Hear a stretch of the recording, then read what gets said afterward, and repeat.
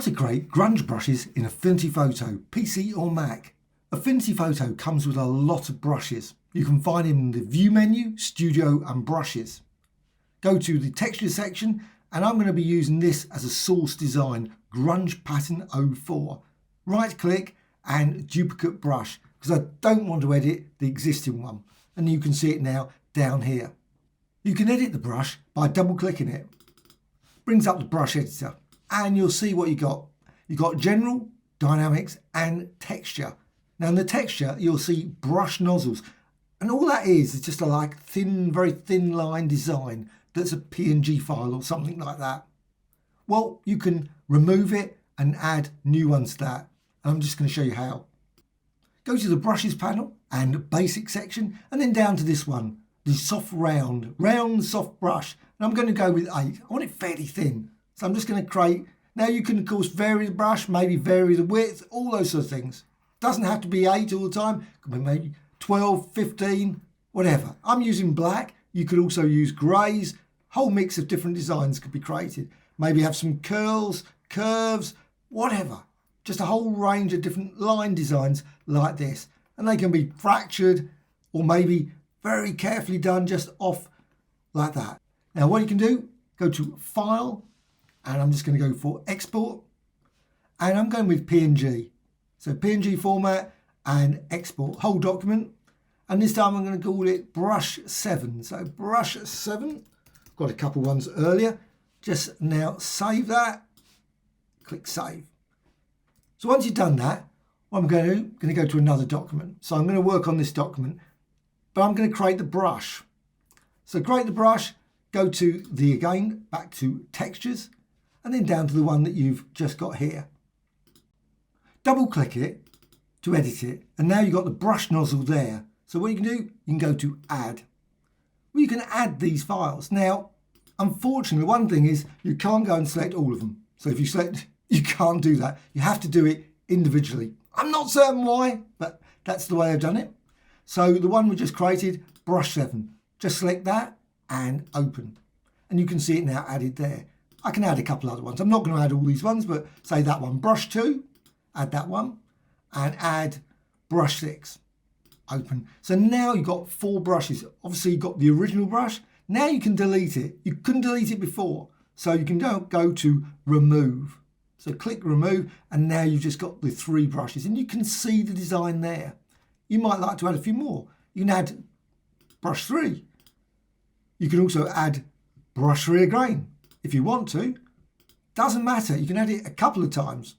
It's perfectly happy to do that, but it does it randomly. So it will select. So if you've got 3 or 4 of the same brush, obviously it's more likely to hit that brush each time it applies than obviously one that you've only just got once.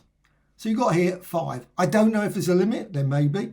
You can also of course set texture, etc. I'm not doing that.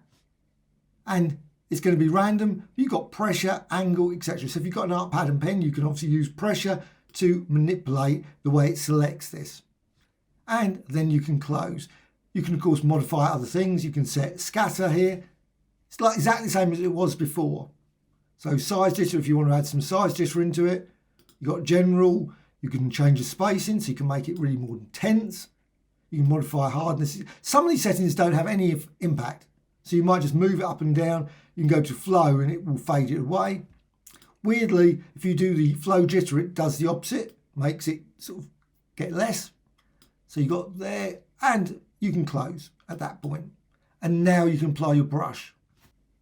Go to the tools panel and select the paintbrush tool. Set the color to black in the color panel. I'm going to go with the width of 600 and now apply brush. And you can see the design. As I apply it, it randomly selects from that set of designs. So you can see sometimes you get this one line and then suddenly you'll see a completely different design. And maybe you could of course add circular designs into it, square designs, rectangles, stretched out designs, sign designs that are blurred, etc. can all be added to that nozzle section. And you can apply it like that all the way over, or just leave areas obviously white. Also what you can do, you can use this as a pattern layer.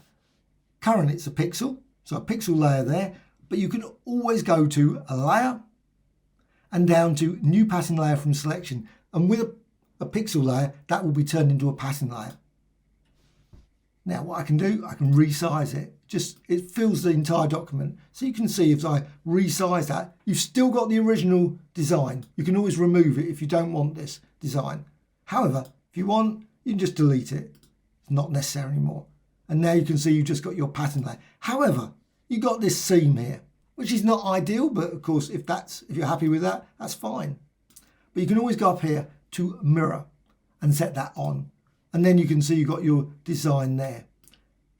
Well, what you can do, you can still go over here to the paintbrush tool and you can still continue to add brush. So you just, as you do it, of course, it's reflected, of course, all the way through there. So you can fill up the design. However, what you can also do is you can duplicate this layer. It's just a layer which you can rotate, move around, etc. But you can also go over here to the layers panel. Just there, select it, and then right click and duplicate.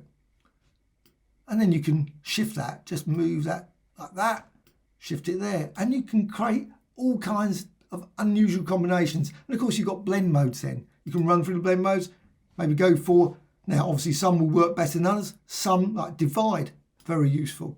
And you can modify this and you can create a variety, different designs. Flies off screen at that point. And of course you can duplicate it again. Just right click and duplicate to create even more unusual designs. You can see as you do that, and you can still continue to resize this. It's still live and active. Just move it like that. And once you're happy with everything, of course, your design, you can go to layer and you can merge visible. So you merge everything into a single design. So merge visible and you've got your design. Again, you can select those layers, you can leave them, or you can just delete them. And you've got that design. It's just a pixel layer now, and you can distort it. You don't have to keep it like that. I love going to filters, distort and deform. And with that, you can go here, similarity, set some pins or handles, and then just distort the design. And you can create some very weird and wonderful texture designs just using this approach. Click apply. And also, what you can do, as with all the filters, you can apply it again. So you've got this design, you think, well, that's pretty good. You can save it, but you can also go to filters and repeat deform. And you can apply it multiple times to create all kinds of very unique warped designs from just a basic line brushstroke.